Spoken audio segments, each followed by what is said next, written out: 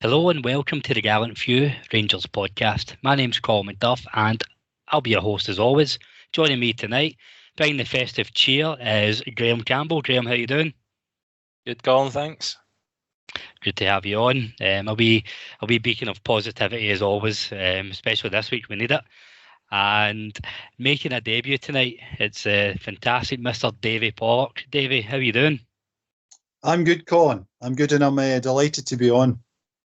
Delighted to have you on. Welcome to the Gallant Few podcast. So tell the listeners a bit about yourself and your life following Rangers before we get going. All right. Well, I'm a boy from Glasgow. I was born in Kirkgardens, so I'm a wee J. I'm now stay out in darkest West Lothian, fair enough. But you know, it's just been in my family tradition to be a Rangers man. It was kind of inbred. You know, we didn't have a choice. So as I grew up, you know, you just become aware of Rangers. Going to Ibrox, my dad took us as, you know, pups. When, you know, it was reserve games, he would take us to. First of all, we wouldn't actually get to first team games, but really just from that, and then it's in the DNA. So I've been following Rangers. So the first game I was at was actually Colin Steen's debut at Ibrox, which was 1968, as a 5-year-old. So really since then, I've been followed the club home and abroad. You know, I've been all over Europe. I've been 16 different countries following Rangers. Season ticket holder in the club deck, formerly the Govan Rear. I was in the Copeland Road stand the day it opened. You know, so I mean, a wealth of experience to draw on. Hopefully, Colin, and hopefully some of it makes sense. I'm just thinking, Graham Campbell definitely prides himself in these European away trips and his time spent following Rangers. But Graham, I think you might have been matched there. It sounds like it, Colin. 1968, watching Rangers first time, Colin Steen debut. I'm sure Davie we probably bumped into each other a few pints down abroad at some point, no doubt. Yeah, it's good. I look forward to hearing your views and opinions. Unfortunately, I'm not going to remember too much of it because if I met you, it would have been in a bar, and we would have started at Glasgow Airport. So, most people who bump into Graham on a night out tend to want to forget it. Don't worry about that; you're not alone. So, on to current affairs then. On Saturday, a COVID-struck Dundee United came to Ibrox. I always hate these games when a team comes either injury or illness struck, or they're going through a crisis, or they're written off before the game, because it always ends up being really difficult and never how they're lined up to be. So, Graham, I definitely think this was the case on Saturday. It wasn't quite the 5-6-7 drubbing we were predicting on the pod last week. It wasn't, and I think if anyone out there's a betting man, I think it was Sky Bet just before the game had Dundee United at 60-61 on just to win the game, which is unbelievable. I don't think I've seen a price like that for a team against Rangers in a very, very long time. I always had that feeling it wouldn't be that. I thought it was always going to be that tight kind of game. You know, the build up to the game, Dundee United have had their problems. They couldn't train. Tam Courts, to be fair to him, actually did come out before it and say that it hadn't affected them too much and it was a relatively normal week. But you just know, especially somebody like Seacrest in goal, who's always been somebody that's caused us issues, somebody we can get past, somebody who's always had good games. You know, when he's out, you just know whoever's coming in is going to have a good game. And I felt, even though as a whole we were poor, Trevor Carson was played a good game. I feel like that's always the case. I don't know if it's just me, but when I watch Rangers, I feel like you just know their keeper, whoever we're playing, is going to have the game of their life. Joe Lewis always pops up in my head as that kind of guy when we play Aberdeen. It's like it's a nightmare. But look, it wasn't the best, but I'm glad it went ahead, and obviously I'm glad we got 3 points. You know, Davie, I think Graham's right there. We need to give Dundee United a wee bit of credit. We don't like to do that too often, so I won't labour the point, but they did set up well, and I think they definitely executed the game plan they wanted to do for the most part. But we're not here to talk about Dundee United. It's all about Rangers, and we weren't at our best on Saturday, were we?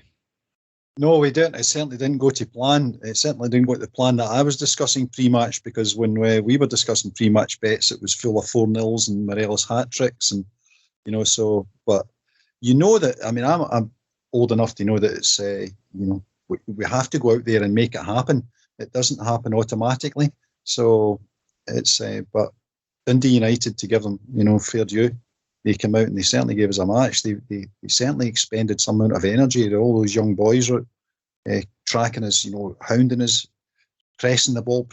I was quite impressed with Dundee United, to be honest. And I think the game definitely didn't go how the manager expected it, and I didn't really know how to make of it at the time. So the back four setting up, Patterson out on the right, Bassey on the left, and centre back pairing of Golson and Tavernier. And it was actually I was laughing when I was watching the sports scene highlights again this afternoon. It sums up how early they changed this. They changed the back four about, where the earliest highlight has Tavernier at right back, but 2 or 3 minutes in, they realised that, you know what, this game hasn't started how we expect it, and they put Patterson left back, Tavernier right back, and Bassey and Golson centre half. So, Davie, I suppose the point there is, I think we're always quick as Rangers fans to moan about that when we wait to 60, 70 minutes to change it, but this is a completely different extreme, isn't it? Well, I thought that when Gio attended the post-match press conference, that he actually alluded to the fact that he didn't know what setup Dundee United were going to come out with, and he had kind of prepared for both. So clearly, the one that they'd set up with didn't quite match his expectation, and they quickly flicked it over. So I don't think he was caught by surprise, but I think they just adjusted. It was something that I think they had been discussing pre-match, and then when it materialised the other way, they flipped over. So it was, I don't think it was. But you've seen, within 2 or 3 minutes, they changed it over, because I think they just reacted to the Dundee United setup, which I think they had anticipated. He was alluding to knowing that he didn't know it was going to go one way or the other. So, but no panic just yet. That came later. I think for me, the most impressive part about Gio's start, and I remember reading about this before he'd taken charge, that he isn't afraid to mix things up. It is very much game by game, whether it's going direct, whether it's a high press, etc. And definitely so far in his spell in charge, what I've seen is a quick change depending who we're playing. Now, that might be from the get-go, or potentially from 5, 10, 15 minutes. Obviously, we saw that against Dundee United with that change. Now, I think when we saw the lineup, I think I said to one of my pals, well, I would imagine it's going to be Patterson left back. So obviously that first minute when you see Tavernier centre back, you're like, okay, interesting. He changes that immediately. I think we saw it against St Johnstone. They were basically playing 11 men behind the ball, and you could see pretty much immediately just how further forward Tavernier and Barisic were than how we've been playing in the games before that. Obviously, Gio's came in with a bit of a different mentality when it comes to fullbacks, but again, it's obviously a change was needed against St Johnstone. They were going to sit in, so we're pushing our fullbacks on. I think that's very much been the kind of rhythm we've seen with Gio. He's not afraid to change things up. I think the 2 goals, one of the goals we scored against Hearts and the goal against Livingston, the direct ball through the middle, I don't think we would have seen that with Gerrard. I know we saw Goldson's diagonal passes under Gerrard, but just the direct ball right through the middle, splitting a defence in half when it's needed against difficult teams. This is another thing that we see under Gio that is great. It's really promising. We're not afraid to play it long. We're not afraid to go play through the middle. It doesn't matter. We can change it up, and it's really good to see. So I'm keen to get your thoughts on the midfield lineup here. We started with Kamara and Lundstrom as that kind of those 2 pivots in the middle, with Hagi, Arfield, and Kent playing behind Morelos. And Davie, and it's very easy to say this with the benefit of hindsight, but I thought this would have been a great game for Hadji to play further through the middle, with Aribo obviously sitting out to protect him for the booking. As a few games now, Hadji playing out wide, I don't really think it's suited to him. So I was really surprised to see Hadji out wide there, not a Sakala, not a Wright. What's your thoughts on that? Well, I think if we learned anything from Saturday, that Hadji on the right is just not going to work. He doesn't have the pace to do it, and you're getting the best from Roy. He can play with both feet. He's clearly got a very quick mind. He's got the Hollywood ball in him all day long. Sometimes he'll do daft things, and a couple of weeks ago when he swiped at the ball and fell over, but he's got the killer pass in him.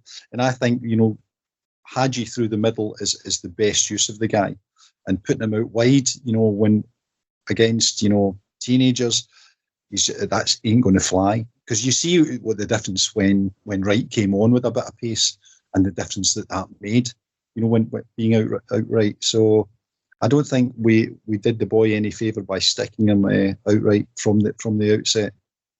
I don't think that's his position. I don't think it will be his position ever again.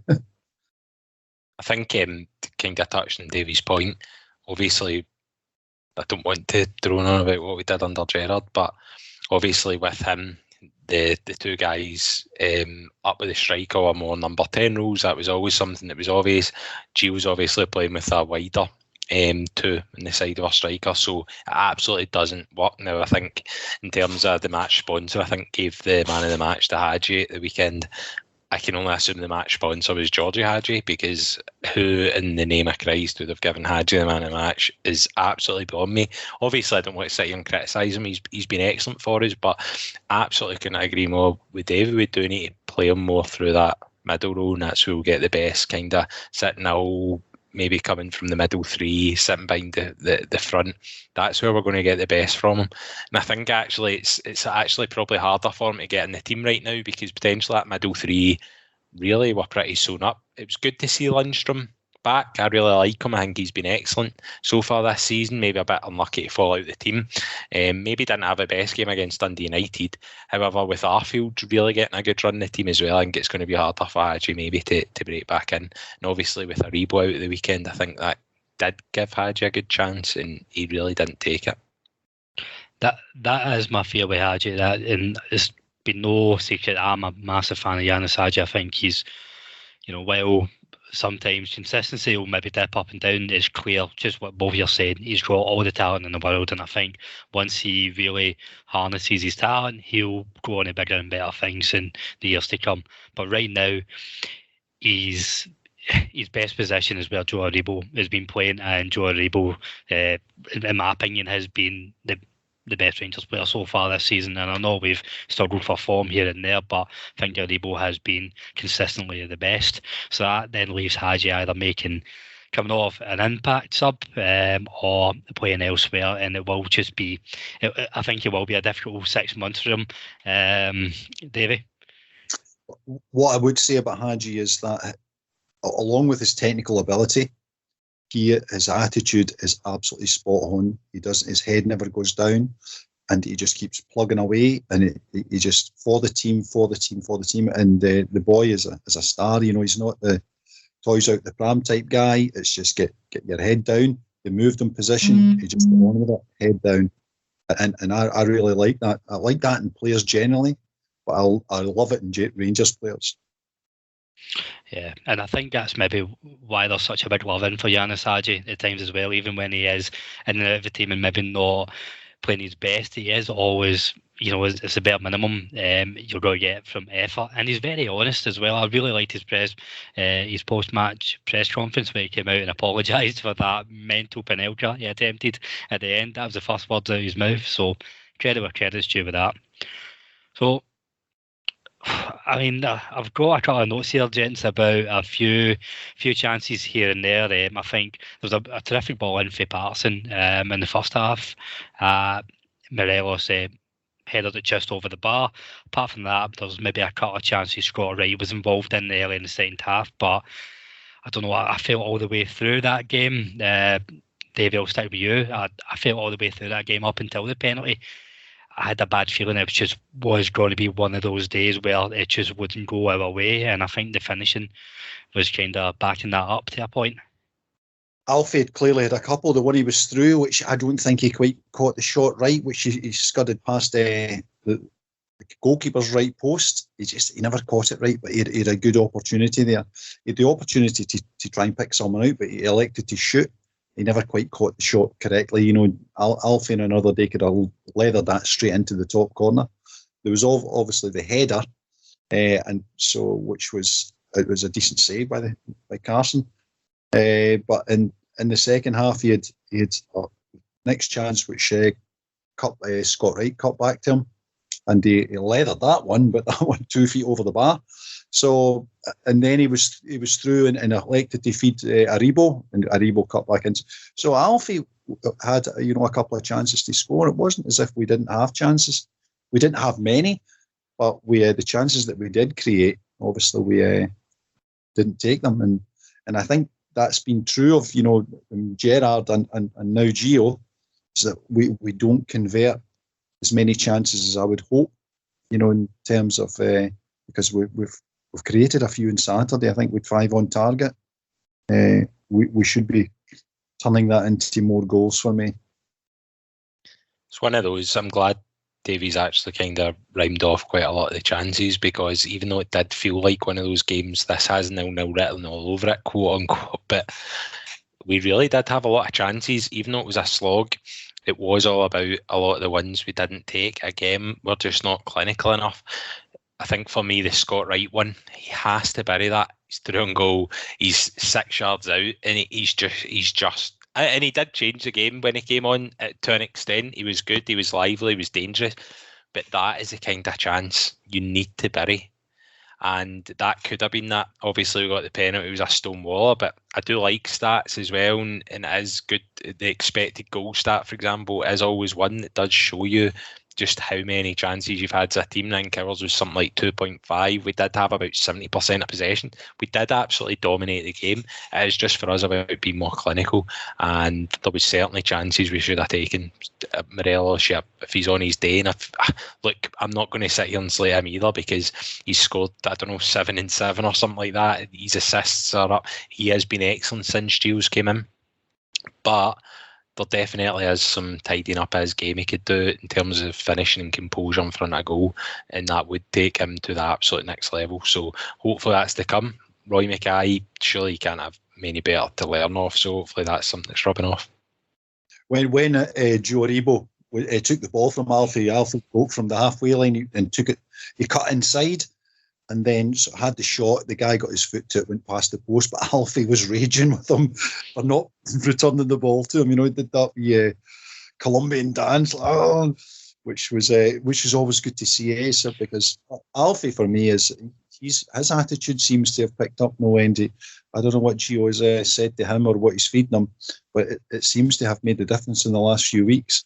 He just seems to be more on it, and the bursts, from the one in the first half that he put through, and from robbing the guy in the halfway line, bursting through, he just looks just a wee tad fitter for me. Maybe I don't know whether that's true or not. But yeah, I don't know why. He looks quicker. He looks hungry. He looks quicker, and he looks more up for it. Because you're right, he is a completely different Alfredo Morelos from what we were seeing 7-8 weeks ago.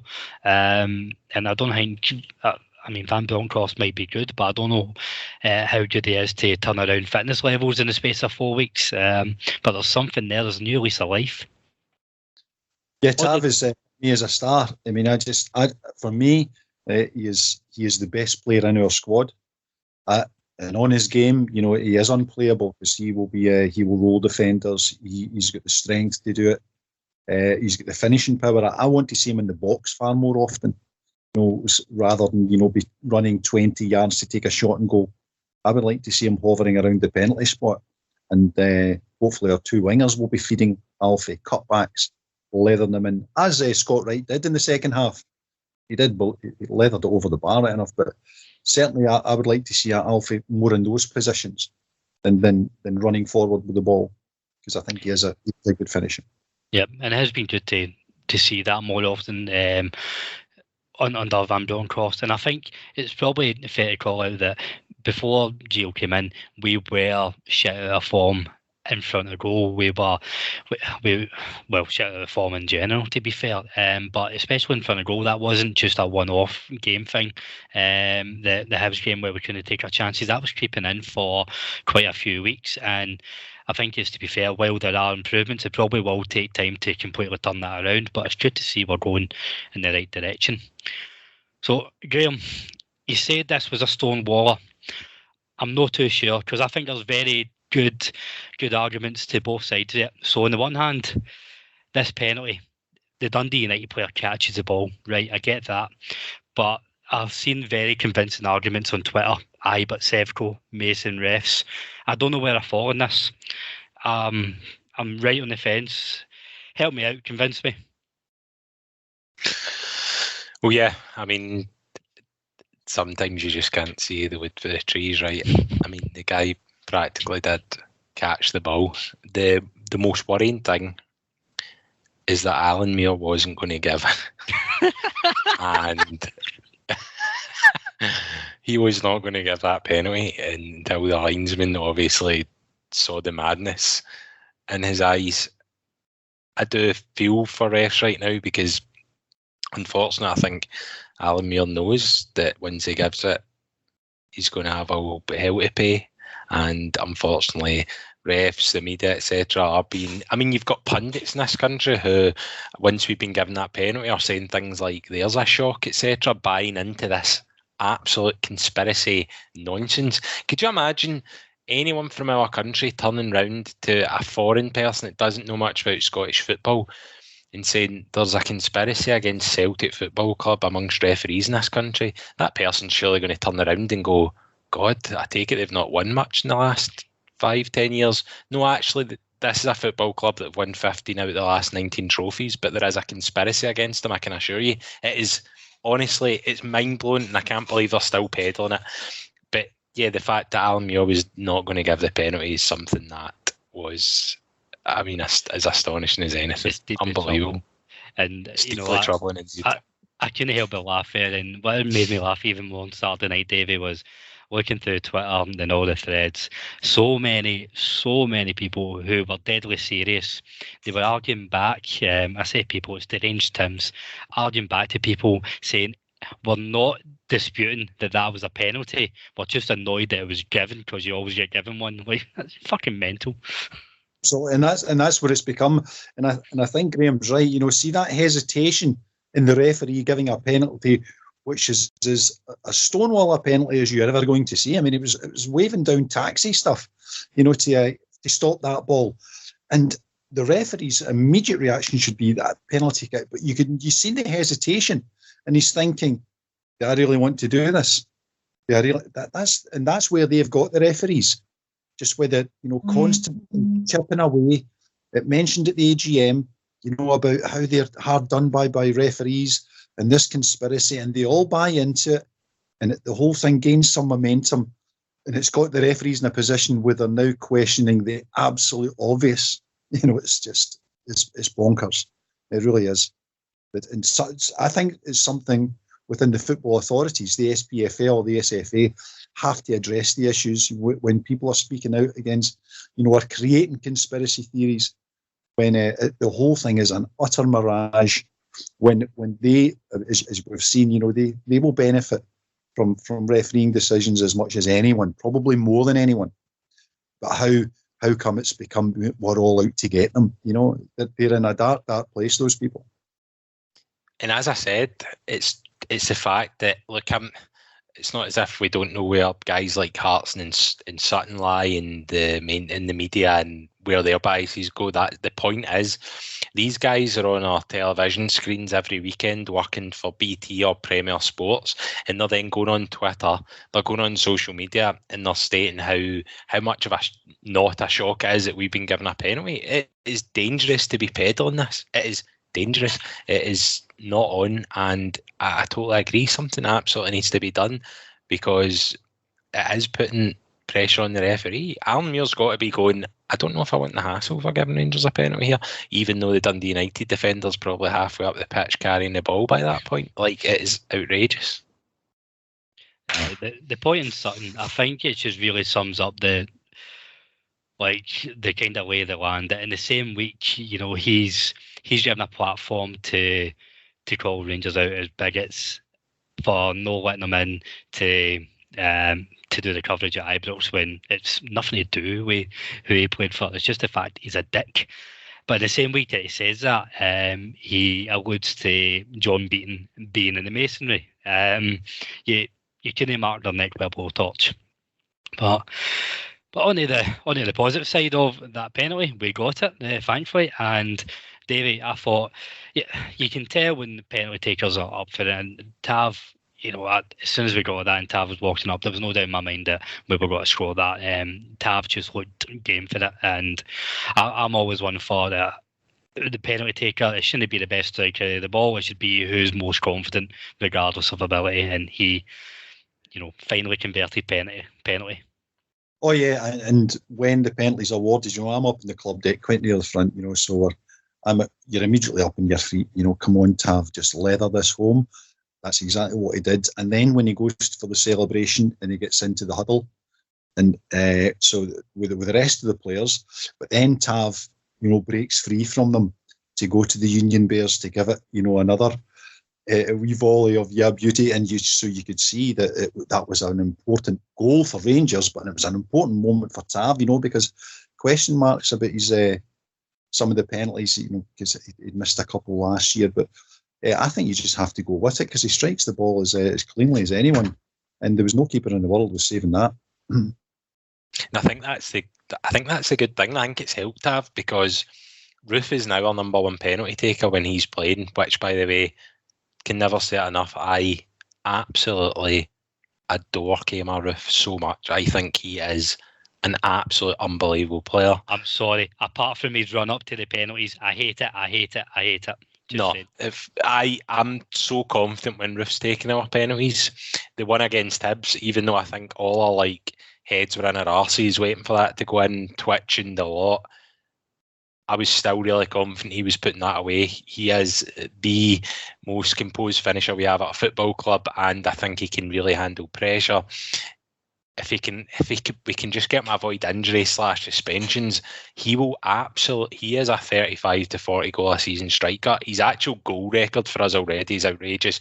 I really think he'll be the next guy to hit 100 goals for us. He'll be the next real marquee guy within our football club, in our club's history, with 100 goals next to his name. I'm telling you that's going to happen. But I think that's helped Tav. When Roof's not in the team, it does fall in Tav. I don't think it has quite the same pressure, because he's coming in to take that, and I think that's helped him. And it was an absolute belter, a penalty. As Davie says, it's a celebration with the fans as much as once he comes away for the players. We are talking about James Tavernier now. The guy is, well, if he's not there already, well on his way, club legend stats. He's been here 6 years. He's going to notch 300 plus appearances soon, I would imagine. What a guy. And by the way, sorry, and it's great if I know we've said it a million times, but if we can just get him and Patterson in that same team, because people just want Patterson in for the sake of it. I'm well aware, as much as anyone, Patterson is as good a youth player as we brought through this club in probably decades, let's face it. But I don't want just to shoehorn him in ahead of Tav for the sake of it. Tav is, behind Morelos, our best player, our most important player.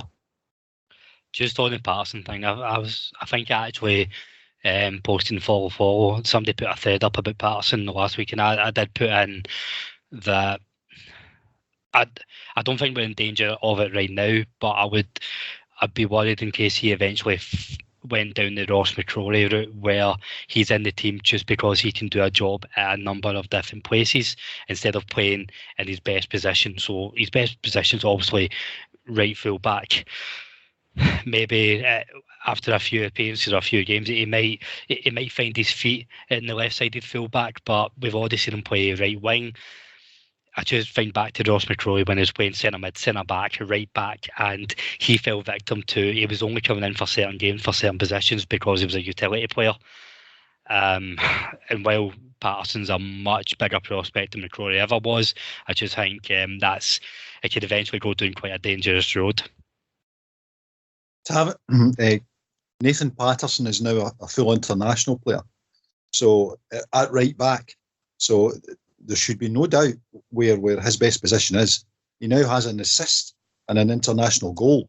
So if Rangers were wanting to go down the Ross McCrory road and start using, Patterson as some sort of utility player where he's going to fill it here and there as positions present themselves, that would be utterly nuts.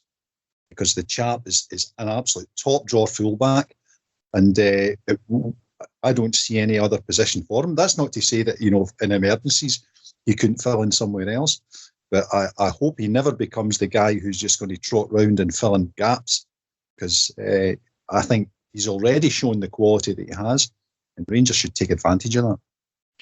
Definitely, and I think where his appearances here and there in other positions, there has been a bit more of a clamour to say, like, just get him in the team regardless. But I think it should still be he is a full Scotland international right back on merit. But for me, still behind the pecking order of James Tavernier, and I think he has to earn that. Anyone that says Nathan Patterson is a better player and should be in the team ahead of James Tavernier needs to take a long, hard look at themselves. They're only saying that because Nathan Patterson is such an unbelievably good prospect. That does not mean you just pop him in the team ahead of one of our most important players who notches up an outrageous amount of assists and goals in a season. I don't care what anyone says. We cannot just pop him in for the sake of it. It needs to be right. I'm more than happy I think any fullback worth their salt should be able to play on the other side. If he needs to play left back, great. If we can play him right mid, great. I think a good player can play anywhere on the pitch. Ross McCrory was not good enough to be a Rangers player. He was not, and I don't think that's because him being a utility man, etc. I think if Patterson's asked to play right mid ahead of Tav in certain games, if Patterson's asked to play left back, he will play it, and I think he'll play it well. And I think it's as important for him and his learning the game to be getting game time and be playing different positions, because that's how you learn the game the best. One of the benefits I see of Giovanni is now that hopefully as we come into the winter break, is that he will be able to get those players on the training pitch, and which he hasn't been able to do with the amount of games that we've been turning over 2 a week. So it's a day off, a day's training, prepare for the game, then the game, and he's been in that cycle since he arrived. I think he needs some time on the training pitch with the team. With his ideas, he'll now have a few weeks to have had a look at the players, and that we should then see some of the advantages which Giovanni's going to bring. That him and his coaching staff will have identified a few tweaks here and there, no doubt, and I think that we will get the lift from that in January, with the view that when we get to the end of January, the guys will be well up to speed with what Gio thinks and what he wants to see of them, come game time.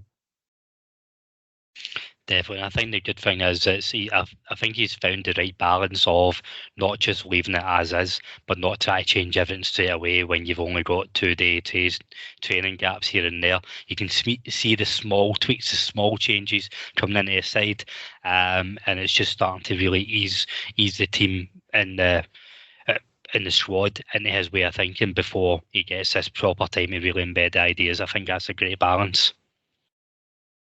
Yeah, and I think Nathan's role in the team will hopefully feature in that discussion that he has, with Nathan Tavernier, and say, right, how can we best take advantage of the talents that we have? What's the setup? What does the structure look like?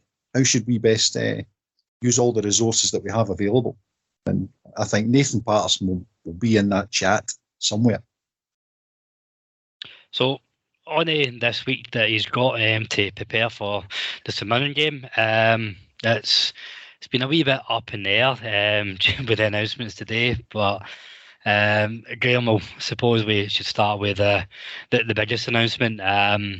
Nicola Sturgeon announcing today that there'll be no more than 500 capacities on any outdoor events in Scotland, obviously ruling out a full house in Boxing Day for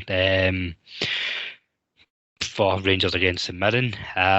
It's either whatever way you look at it, it's hard news. 2 years into the pandemic, it's a sore one to take this time of year, isn't it?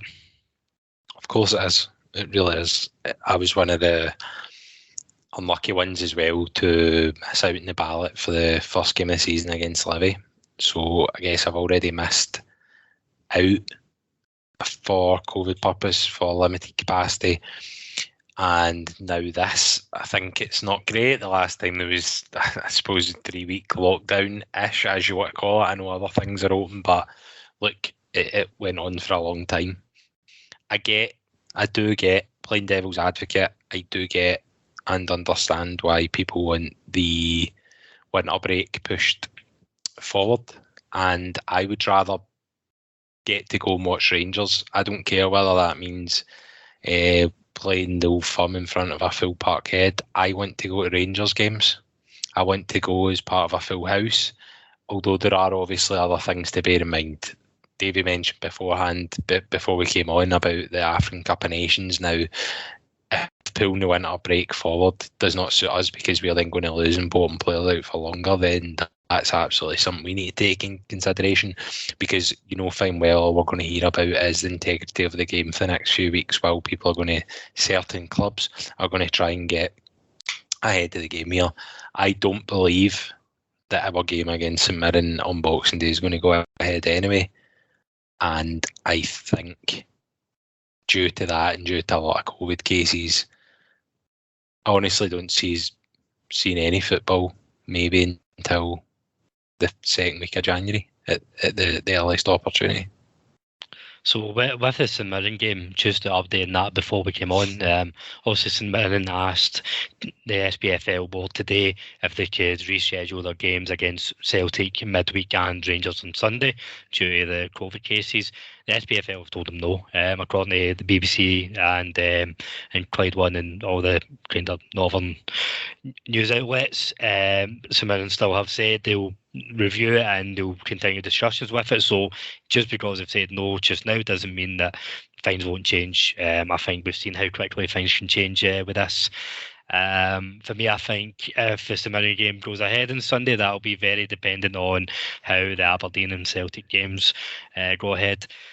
Personally speaking, Davie, I'd rather we just play the games closed doors or not, because I don't want to be a pessimist. I think it's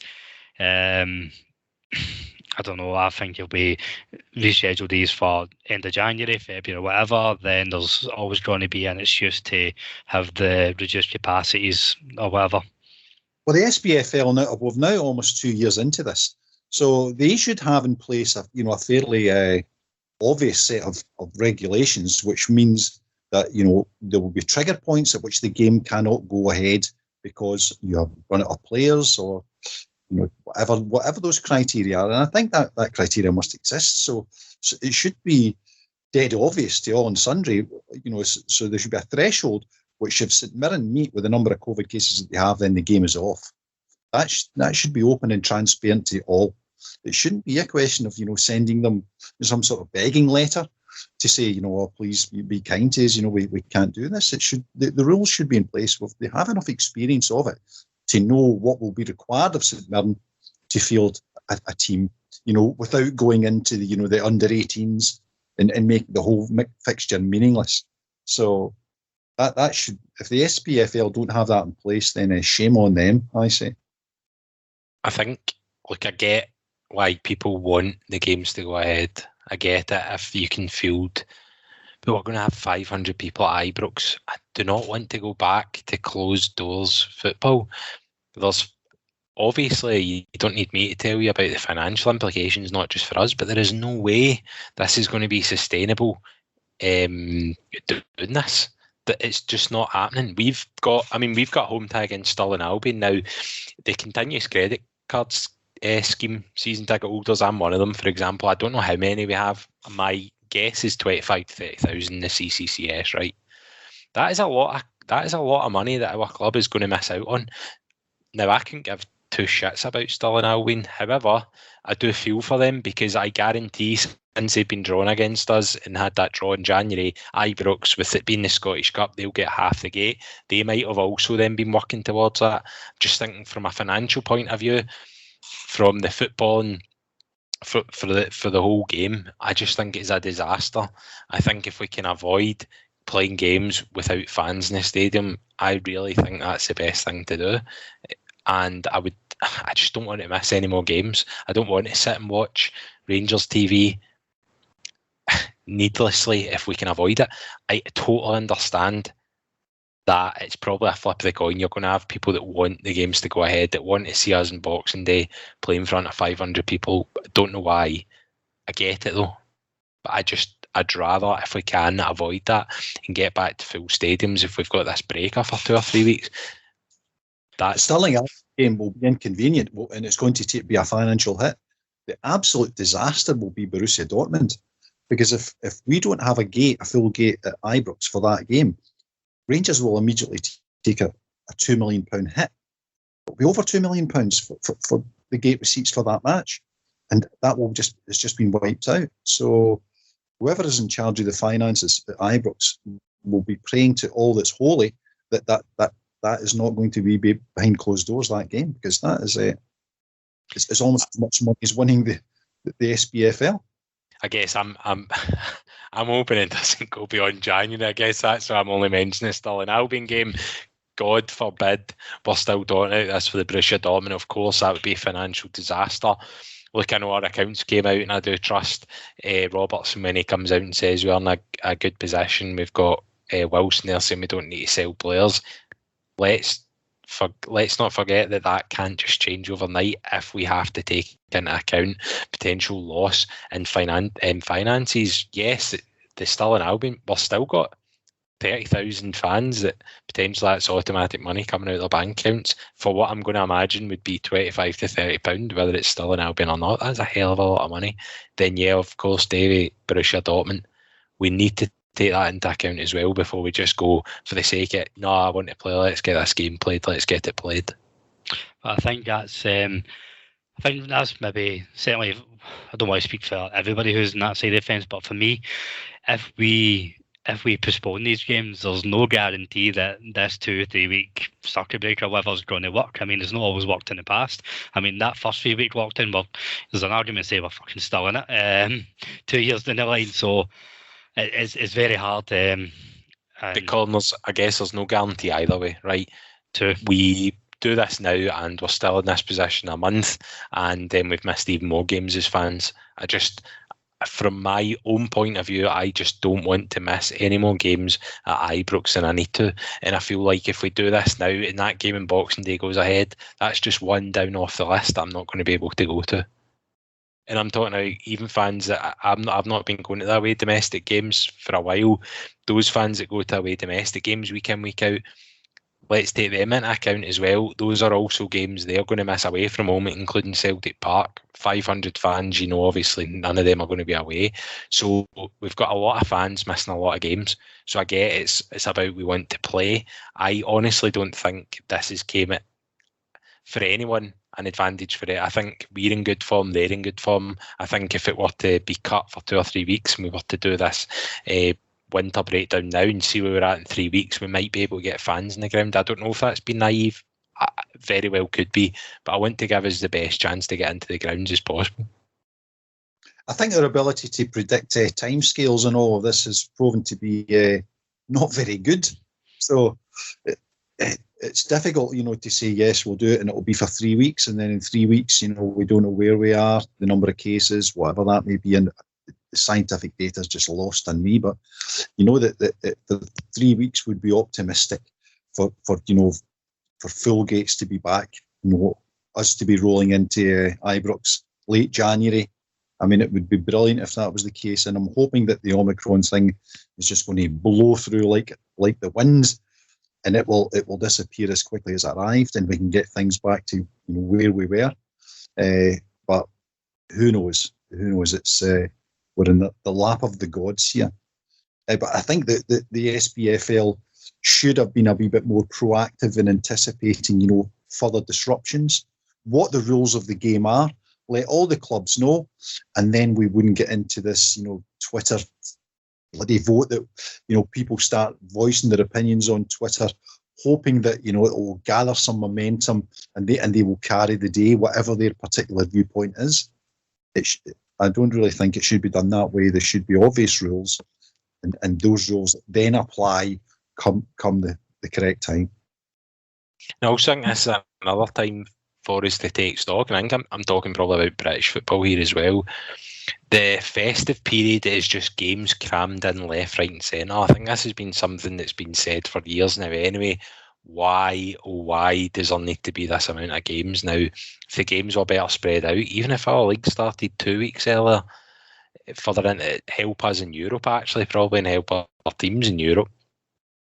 I do think that the games within this period look great for a football fan. I'm not going to stand there and say otherwise. However, at the same time, maybe that does need to be looked at.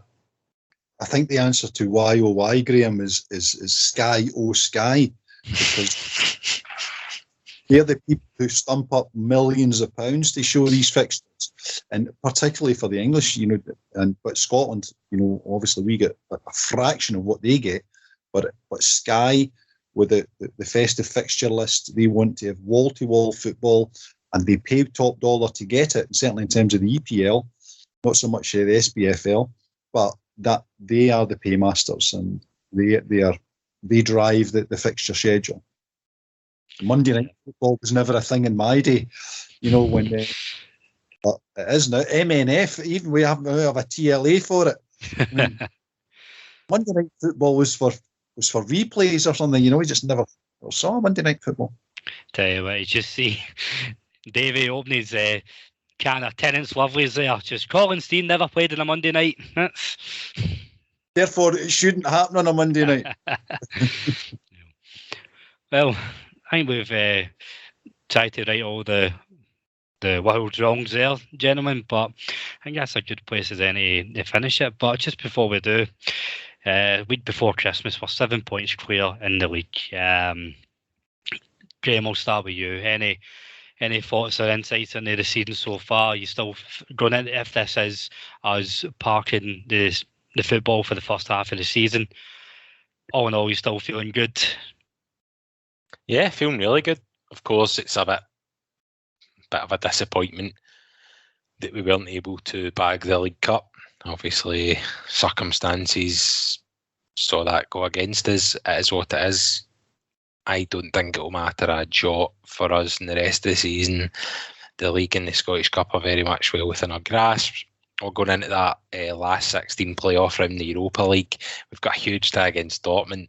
There is absolutely, in my mind, not a very big chance of us getting through that. However, what that is going to do is allow us to assess where we are. Dortmund are very much a Champions League side who were very unfortunate to get knocked out. A couple of results probably go against them. They've got some unbelievable players that I cannot wait to see us play against. Even though this is going through but as I say, it's going to allow us to assess. We want to win this league and we want to go straight into Champions League next season. This is going to tell us exactly where we're at. That is going to be, Dortmund are going to be the best team we've played in, well over a decade. Probably since 2010 maybe, Man United, I don't know. So it is brilliant. I cannot wait. But it's got to be debilitating for them winning the cup, but still seeing us winning every game. We've won 7 games in the bounce now in the league. We've got 5 clean sheets in a row in the league. We're on great form, so keep it up. It's been a good first half of the season for sure. Davie, I think Graham's been quite negative there. I'm just preempting my feeling when Dortmund do come to Ibrox, regardless of any rationale or any level-headed conversation we had before that, I will be fully expecting a Rangers 3-0, and I will be shouting all the fuck's sake tabs in the world if we don't beat Borussia Dortmund. But anyway, how are you feeling in terms of how the season's turned out so far?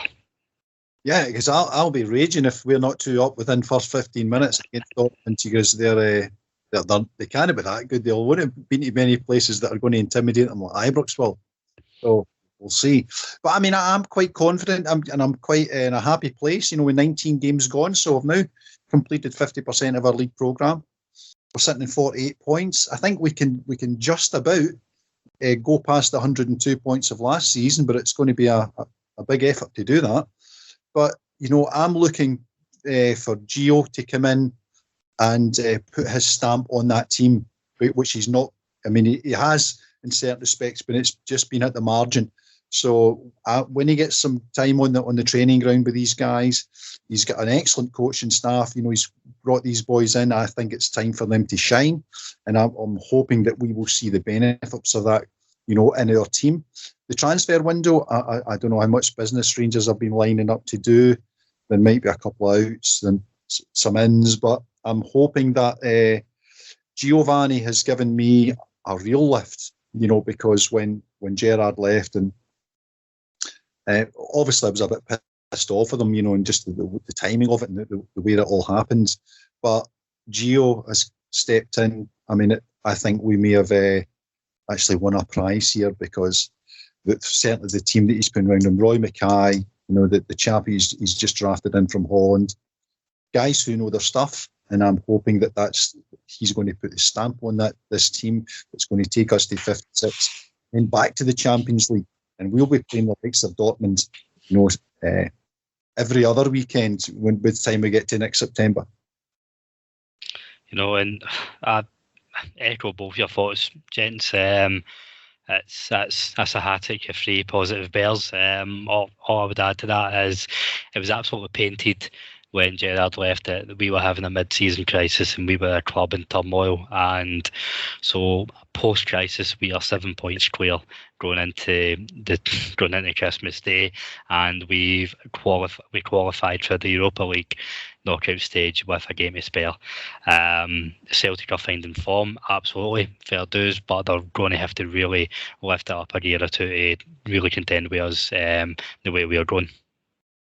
I think I'm going to need to lift up a gear or two. I feel like I'm a few staunch points behind you two with your expectant Dortmund results here as well. So maybe I'll need to turn it off and turn it up and after this festive period and come back thinking that, Erling Haaland's going to leave Ibrox in Calvin Bassey's pocket. So let's go with that. Let's see what the festive period does for me.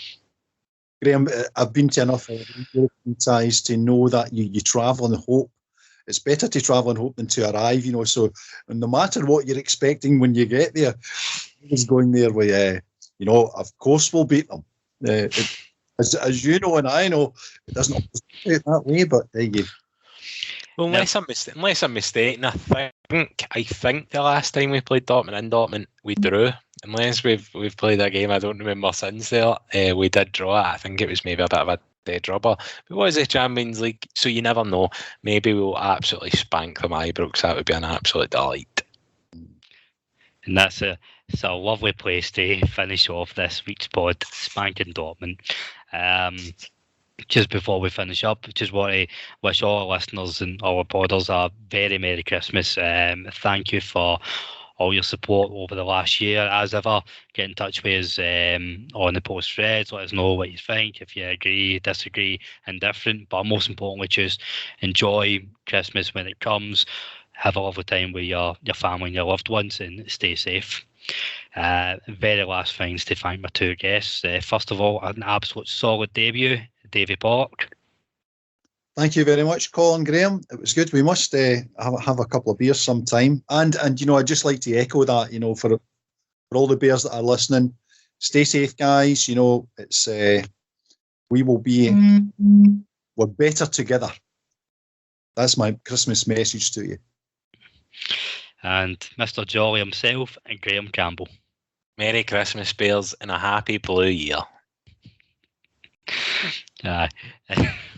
That caught me off guard. I'm annoyed that I laughed at that.